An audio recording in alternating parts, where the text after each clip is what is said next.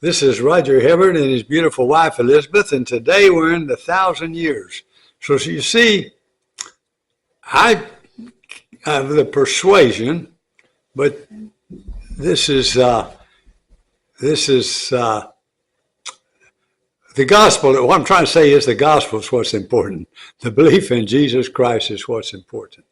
Now, I happen to think that we might be caught up in the rapture, as it says in Thessalonians, and then the tribulation that we've been reading about here in Revelation is going to come. It's going to be 7 years of horror.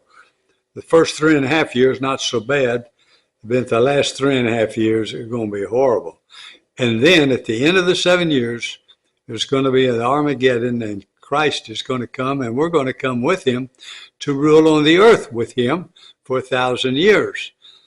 And then the devil's going to be turned loose at the end of that time, then another new heavens and new earth for the eternity. Well, that's kind of the way I've got it figured out.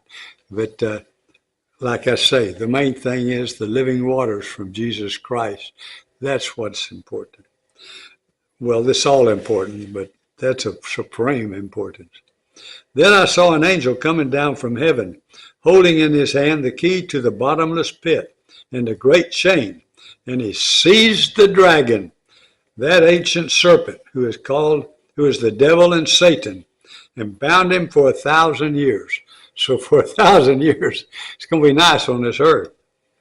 And threw him into this pit and shut it and sealed it over him, so that he might not deceive the nations any longer until the 1,000 years were ended. After that, he must be released for a little while. Then I saw thrones, and seated on them were those to whom the authority to judge was committed. And I saw the souls of those who had been beheaded for the testimony of Jesus and for the word of God, and those who had not worshipped the beast or its image, and had not received its mark on their foreheads or their hands. They came to life and reigned with Christ for 1,000 years. The rest of the dead did not come to life until the 1,000 years were ended. This is the first resurrection. Blessed and holy is the one who shares in the first resurrection. Over such the second death has no power, but they will be priests of God and of Christ, and they will reign with him for 1,000 years. And when the 1,000 years are ended, Satan will be released from his prison and will come out to deceive the nations that are at the four corners of the earth, Gog and Magog, to gather them for battle. Their number is like the sand of the sea.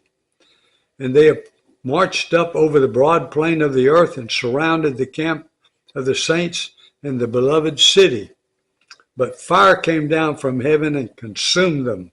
And the devil who had deceived them was thrown into the lake of fire and sulfur, where the beast and the false prophet were, and they will be tormented day and night forever and ever.